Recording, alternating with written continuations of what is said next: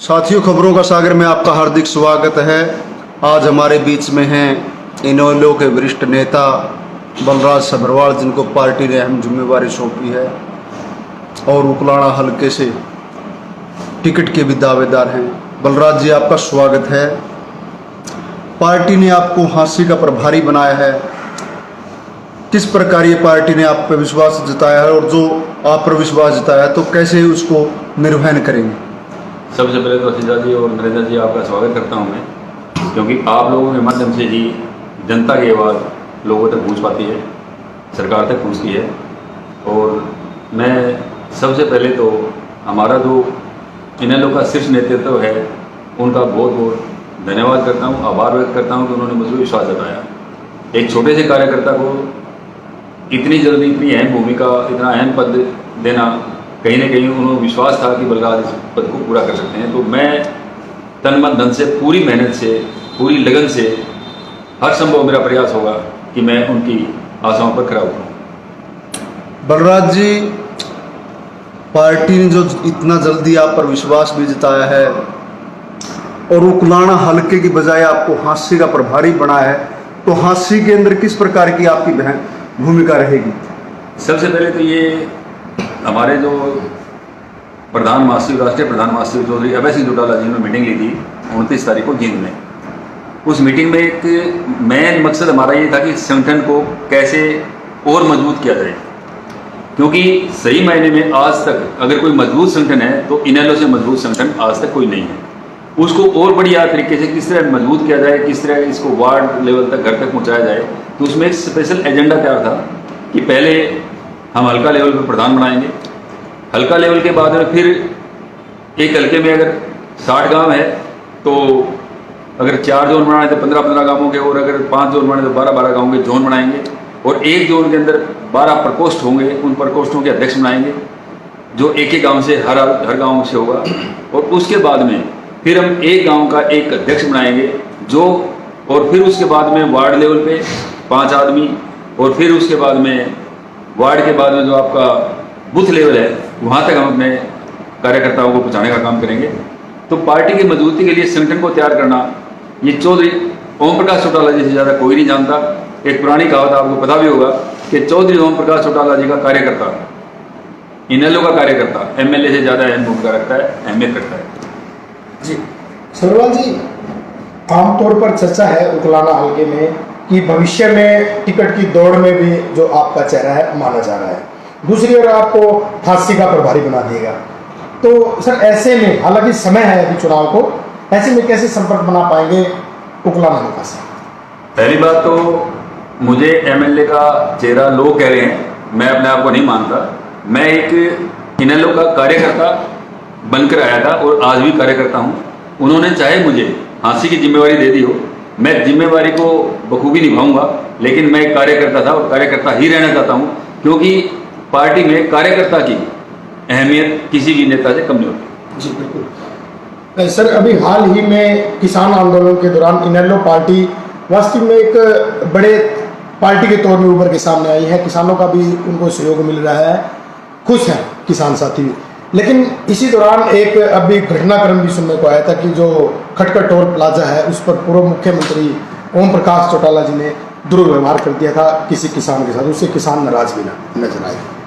तो आपकी क्या प्रतिक्रिया है? सबसे पहले मैं इसके बारे में बताना चाहता हूँ कि जैसे ही ओम प्रकाश चौटाला जी जेल से बाहर आए, उनका पहला वक्तव्य ये था कि सबसे पहले मैं अपने किसान भाइयों से आगे मिलूंगा, क्योंकि वो लगातार 8 महीने, पिछले 8 महीने से आंदोलनरत हैं और सरकार उनकी सुनवाई नहीं कर रही, और ये किसानों की आवाज़ को बुलंद करेंगे। इसके तहत उनका पहला प्रोग्राम पलवल में था। मैं हर बॉर्डर पे साथ गया हूँ।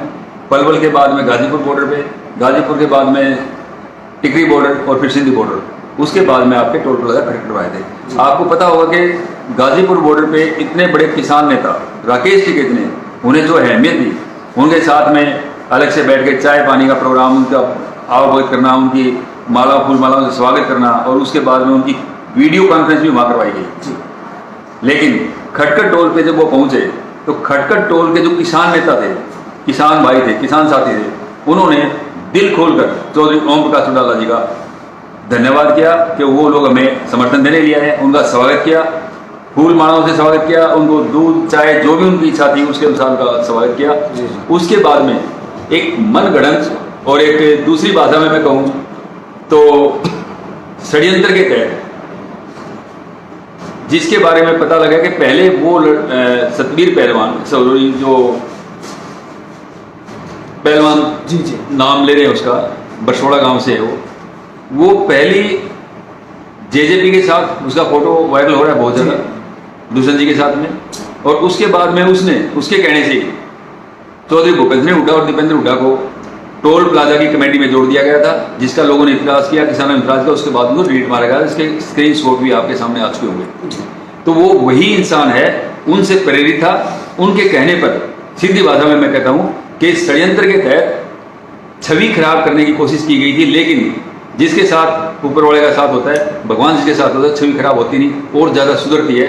इससे ओम प्रकाश चौटाला जी की तो छवि और बढ़िया बनी कि एक अच्छे किसान हितैषी हैं, लेकिन सतबीर पहलवान की तो छवि है, नाम ध्यान शायद है जी बिल्कुल यही है, लेकिन उसको वहाँ अब जाना मुश्किल हो रहा है, क्योंकि बरसोड़ा गांव में उसका विरोध हुआ और वहाँ किसान नेताओं ने उसका विरोध किया। और उसके बाद में एक और बता रहा हूँ आपको, हमारी बहन पूनम है वहाँ पे, कोई इन लोग सॉरी इसकी किसानों की नेता है, वो किसानों का कार्यकर्ता है। वो कहती है मैं लगातार टोल पे आती रहती हूँ।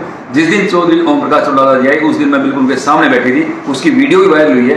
कहता उन्होंने उसको छड़ी भिड़ाने का काम भी नहीं किया, क्योंकि उनका एक हाथ में प्लस्तर बंधा हुआ था, दूसरा हाथ उनके पोते ने करण चौटाला जी ने पकड़ा हुआ था, तो छड़ी मार भी कैसे सकते थे, और उनके बीच में गैप भी हो जाता था। उसके बावजूद भी बाहर जा करके एकांत में, आपने देखा वो वीडियो भांगी है, वो एक खेत की वीडियो है जहाँ बुला करके ले गए उनको, और वहां जा करके उन्होंने स्पेशल वीडियो बनवाई और वो वीडियो वायरल की। उससे उसकी खुद की छवि खराब होगी। बिल्कुल सर, जैसे कि बताया आपने कि हास्य का प्रभारी आपको बना दिया गया है, तो सर अब भविष्य में किस प्रकार से नए कार्यकर्ताओं को जोड़ा जाएगा और क्या कार्य प्रणाली रहेगी आपकी?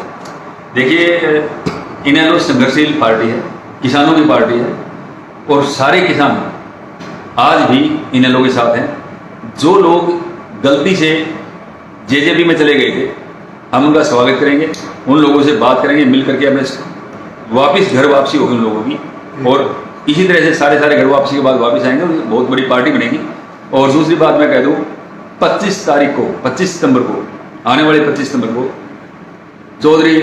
स्वर्गीय चौधरी देवीलाल जी की जयंती है। उस जयंती के ऊपर बहुत बड़ा आपको एक धमाका होने वाला है कि भारत को तीसरा विकल्प मिलने वाला है।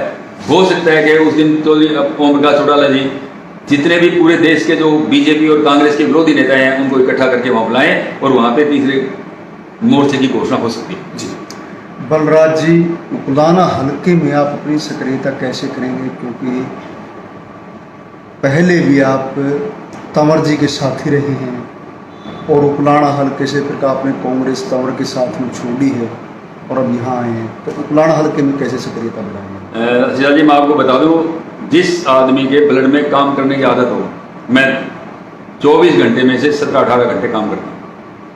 लोग कहते हैं मैं करता हूँ, लोग ये कहते हैं कि आप खुद ही ड्राइविंग करते हो। आज मैंने एक वर्कर के पास फोन किया, कहाँ पे, बोला खेत में हूँ। मैं उसके खेत में जा पहुँचा, मैंने आपको फोटो भी दिखाई, फोटो दोबारा दिखा भी सकता हूँ। मैं अपने वर्करों से जुड़ा हुआ हूँ, पूरा टाइम हाथी हल्के में दूंगा। उसके बावजूद जितना टाइम मुझे बचेगा मैं अपने हल्के में रहूंगा। और मेरा हल्का क्या है, ये तो इन लोगों का हल्का है। चौधरी ओम प्रकाश चौटाला जी, अभय चौटाला जी की आवाज में पूरा हल्का एक तरफा हो जाएगा। मुझे सिर्फ काम करना है, कार्यकर्ता बन करके पार्टी का सिपाही, छोटा सिपाही बनकर काम करना है, और मैं अपने काम में कोई कोताही नहीं बरतूंगा। धन्यवाद सर। साथियों, आपने देखा बलराज धन्यवाद जी। वाल जी से हमारी वार्ता थी, और अपनी राय कमेंट जरूर डालते रहें, और सभी साथियों से निवेदन है खबर को शेयर करते रहें। धन्यवाद साथियों।